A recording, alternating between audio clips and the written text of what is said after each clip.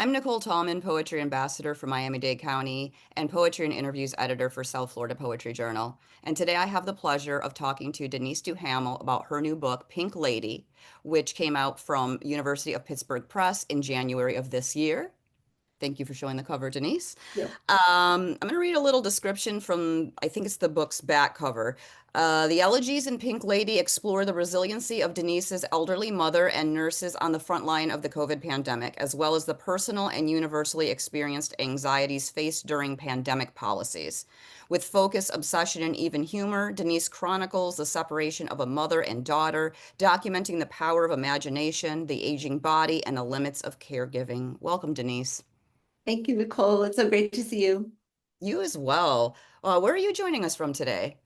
I just moved to Dania Beach. Oh, wow. Cool. Yeah. Very nice. How about you? Are you at home? I just got back from New York, actually. I was telling Michael. Yeah, I flew in just for a quick reading and now I'm back here. It was beautiful there. I Fantastic. love coming back to Miami. So, um, as I was preparing for this interview, I realized you're going to be participating in the book fair with what I believe is your 20th full-length collection. Is my math Mhm. right? I believe 20th. so. I'm old. Yeah. Not just old, you're prolific, okay? Right. We're gonna go No, with prolific. You're not old, you're all right. prolific. Let's go with prolific. Sure. So let's walk down memory lane a little bit. When did you first attend book fair as an author? It doesn't have to be the exact year, but I mean, what do you Yes, I remember? remember it so clearly. It Okay. was 1993, and it was for an anthology called Mondo Barbie. Mm. And it was the pages were pink and it was a whole bunch of poems about Barbie. And it was predated my own book Kinky, which are Mm. poems about Barbie that came out in 97. And it was the first time I'd been to Miami at all. And there was some kind of tropical storm, so I get to stay an extra day or two because of, the flights were down. And yeah, I loved it. So I mean, I wasn't living in Miami then, but 93, how many years? 30 32 years ago? Can that be That's right? Yeah, I amazing. think so. I think so. It's crazy. Wow. Yeah, it cut my life in half, I think, because I was 32 and now I'm 64. So like half of my life ago was my first book fair and it was so much fun.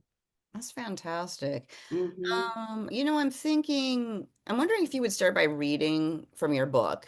And if you're open to requests, I'd love to hear the titular poem, Pink Lady, which is on page 59 of your book. My pleasure. Um, Pink Lady. I stopped eating apples during the pandemic when I became afraid of anyone else touching food I'd soon consume. Before science understood COVID didn't live on surfaces.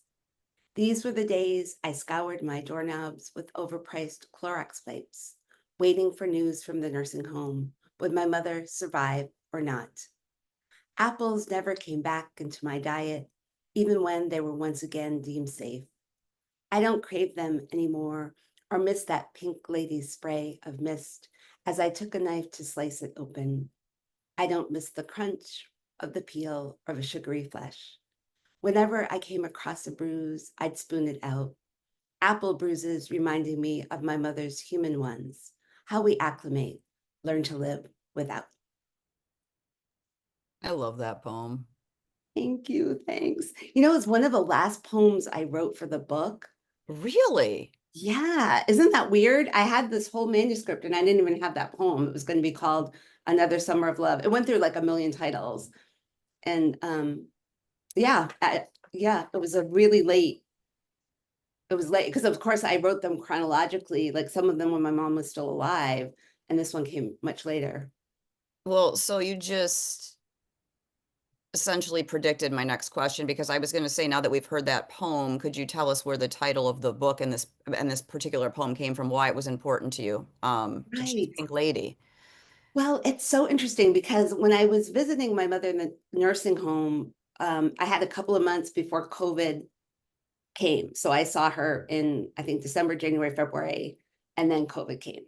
So there were these women there called Pink Ladies, and they were older women who were volunteers, like they would help out, like set up the card table or, make snacks or whatever.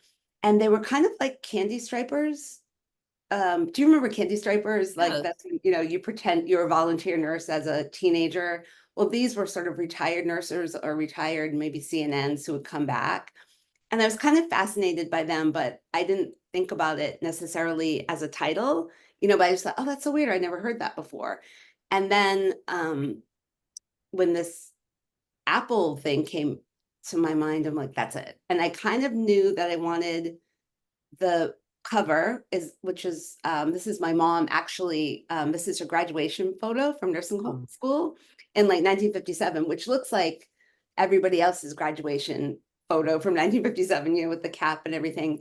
I met so many people that's, oh, my mom has almost the same exact photo, and so, and her cheeks were kind of like pink in it. It was that sepia color where they put, like, I don't know, like fake little apple cheeks on you or something.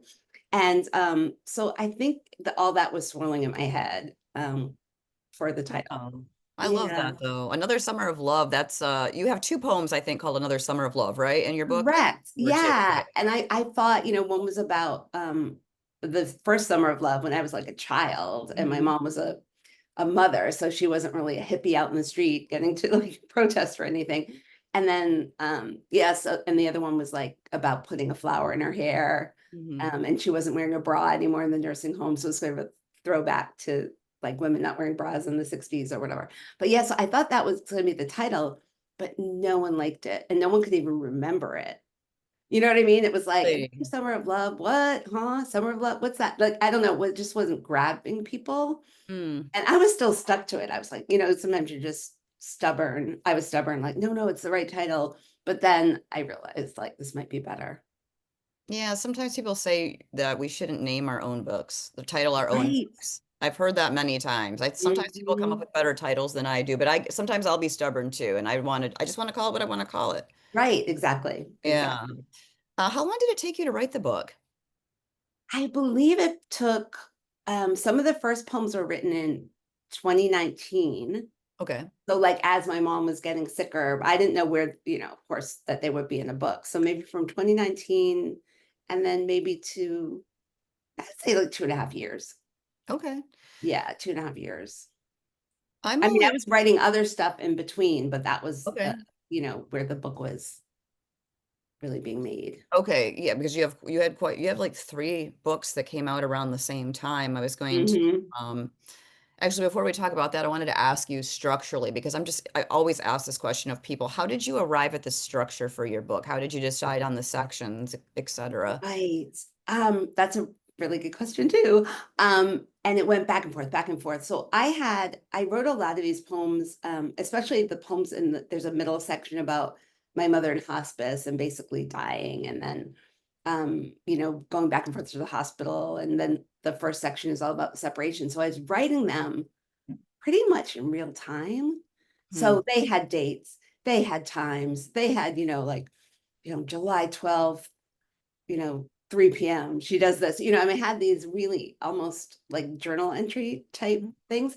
And so I had them chronological, but then there was no room for like flashbacks and stuff like that. You know what I mean? Like I wanted to have poems about my mother as a young woman or about my childhood with my mother or whatever. So I kind of had to mix them up.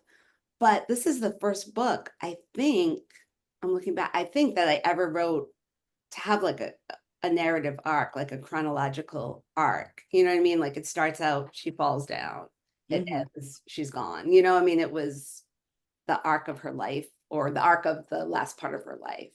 So I Mm. just put them pretty much in order or what seemed like the right order. Yeah, I picked up on that. I was just curious if it was intentional or not, because sometimes people just arrive at a structure that's not necessarily intentional. No, I find some poets are very structured and others are, it just sort of just feels right to them. Right. No, I was really structured. In fact, the first poem is it's very long. It's pretty graphic. And it was that same thing, like, should I start with a little soft poem about my parents meeting, or you know what I mean? Like, Mhm. but anyway, so I shuffle and shuffle and shuffle and shuffle until I find the right order. And who's great is our friend Maureen, who's no Yeah. longer with us. She was so good at putting things in order Hmm. and could see the connections. Like she would help me a lot. this was, the first book I had to do without her in a weird way, and yeah. Yeah, So she was I heard her lovely voice a too. lot. So I was writing about my mother who'd passed, but Maureen, who'd also passed, was there with me, kind of putting it together. It's interesting. Well, this is a perfect plug for Tilt. I was going to say I know that you're at Book Fair for Pink Lady, but you've written Tilt, which is a collaborative book Mhm. with Maureen, and then you wrote the latest 20 Guzzles for 2020 with Julie Marie Wade. Would you like to Yes. to us about those a little bit? Yes, I love, as you know, and we're going to be in a panel together at AWP talking about this, but I love collaboration. And Maureen Seaton was my first collaborative love, and going all the way back to the 90s. And so I, trying to continue that tradition. So Julie and I wrote Guzzles, which is a form that Julie had never written in before. Oh, And wow. I'm like, I can write a guzzle. Like I feel like Maureen taught me how to write sonnets. I taught well, I teach, but just through collaborative writing, you sort of learn a form. So Julie and I did the guzzles, and then Maureen and I, when we were working on Tilt, we were very aware that she was really sick when we were writing it, and it was just kind of amazing because she was able to just talk about her death, as you know. So Mm. um frankly. You know what I mean? Like most people try to sugarcoat it or are angry or whatever. And she would just talk about it in such a kind of beautiful way. So a lot of it was about her death. Yeah, it comes through. I really love that book a lot too. Oh, thank you. Thank you so Yeah. much. And it felt really good to read it because I was really sad thinking I'm never going to have another Maureen book again. And then you came out with this and I said, "Oh, what a gift. Thank you It for was such doing it. What a oh gift." my good. Oh, thank you so much for reading it. In fact, Maureen and I finished it, you know, pretty much like right before she died, basically.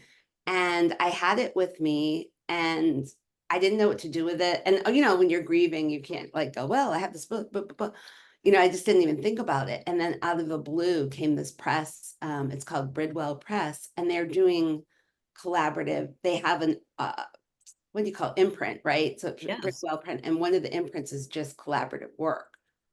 And they're like, do you have anything? And I was like, do I have something? I sure do. And then on the back for that book, if you flip it over, the Aaron Smith Yes. Marine collaborations are there too. So it's fun.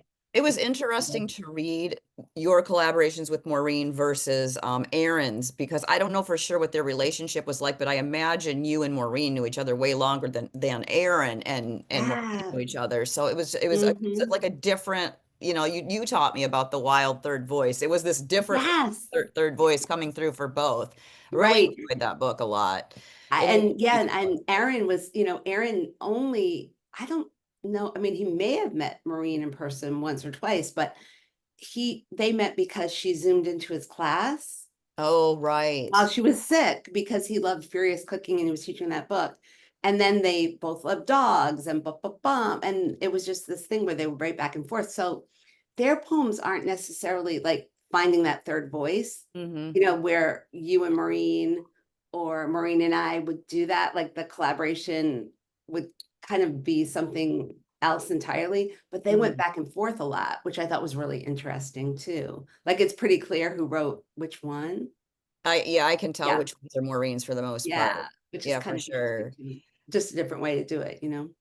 So what are you reading right now, or what's in your TBR pile? Oh my God. Well, Patricia Smith's new book, Mm, she has her collected out. It is so fantastic. It's really, really good. Barbara Hamby has a new book out called Burn. okay. I love Barbara Hamby. She's just, it kind of reminds me of Maureen in a way that she's so formally inventive. And she does so many, abecedarians and odes, and her book is really good. So those are the two I'm like reading right now. Okay. I noticed you have a Diane Seuss inspired poem in your book. I have slept in many places, and Yes, I would love for you to do me the honor of reading that poem. my pleasure. Just let me find it and I will do that in 1 second. I love Diane Seuss. I don't know Diane Seuss, and I hope someday I get to meet this. You haven't met her. Oh, wow. I know, don't I feel like we need to like have lunch. I'm He just putting it out in the universe. Like I want to have lunch with doesn't Diane. travel much, I'll tell you. Um, So I think you'd probably have to go to Michigan to see her. Oh, did you meet her? Have you seen her in Michigan? Because I know you have that I've Michigan. never met her in person. I've spoken to her over email and I've interviewed her for the Blue Mountain Review, like I Oh, recently that's right. interviewed Yes. you, but I haven't had the pleasure of meeting her. But I know she lives in Kalamazoo, Michigan, which is like 20 minutes from where I grew up. I'm gonna have to have a road trip. Just Yeah, knock on her road trip. door. We'll go Bring see her a her. casserole. Well, Diane says this is from her, this one line, I have slept in many places, comes from her book, Frank, Frank, the sonnets. It's Mhm. wild and great. So mine is not a sonnet and it has no Frank in it, but I love this idea of wondering where we've slept. So here we go. I have slept in many places. First in the womb, my own space capsule in my mother's universe, my eyelids sticky with pre-birth. Then the incubator and crib, which I didn't recognize as a prison until years later when my sister stood inside it and I, rising from my first big girl bed, unlatched her because she was hungry for breakfast. Then my Grammy's four-poster, kitty sleeping bag, the hospital bed where I was hoarse after I had my tonsils removed, a mat during kindergarten nap time, the back seat of my mother's car, another hospital bed with silver bars on the side where I wrote my first stories, the double bed I shared with my sister when our twins gave out, a college dorm mattress with another girl's period stain, a damp study abroad bed in Wales, Uriel seats where I could sleep overnight and save money on a hostel if I picked the right schedule, hostel bunk beds with bathrooms down the hall, a friend's water bed, another friend's bed on her father's boat. Then my cousin's hand-me-down mattress in my first apartment in Boston, a boyfriend's bed in Revere, a bed of another boyfriend hoping to make my Revere boyfriend jealous. Sublet beds, a bed in a furnished studio apartment in Tucson where there was no way of knowing who'd slept on it before me. Futon in the East Village, right on the floor. Same futon on a used loft bed to suspend me above the mice. Then a lavender pull-out Mary Richards couch. Vacation beds, hotel beds, more boyfriend beds in Brooklyn and Alphabet City. Motel beds, Florida marital bed, and another hospital bed, this time surgery. Divorce bed, same as marital bed with mattress flipped for good luck. Evacuation beds during hurricanes, my true love's bed with its magic mattress topper. I know I'm forgetting so many places, subways, lounge chairs in the sand, Amtrak seats, movie theaters, hammocks, stadium bleachers at my niece's college graduation I had taken a Vicodin, conference beds, beds at university housing, or hotels after I'd given poetry readings, emergency row plane seats, on my mother's breast when I was an infant, and my father's arms after a childhood asthma attack, my parents' bed after their deaths. I'm heading for the hard coffin bed myself, my eyes sewn shut against insomnia. I'll stipulate that the undertaker press glow-in-the-dark stars inside the lid. Thank you. I love that poem so much, Denise, and thank you so Oh, much thank for you. writing it. I wanted to ask you, is there anything I didn't ask you that you wanted to talk about as it pertains to your book or book fair, or anything you want the readers to know about your book? No, this was perfect. Thank you. I can't think of a thing. Okay, well, thank you so much for your time, Denise. And you can catch Denise at Miami Book Fair as part of a panel titled On Being with Each Other Poetry with Patricia Smith in Padraig, Otuma on Sunday, November 23rd at noon in room 8303. And you can purchase her book, Pink Lady, as well as her other books at Miami's independent bookstore, Books and Books, online at booksandbooks.com, or at Miami Book Fair. And please support your local independent bookstores when you can. Thank you for listening, everyone, and thank you again for your time, Denise. It's always a pleasure. Thank you, Nicole. Thanks.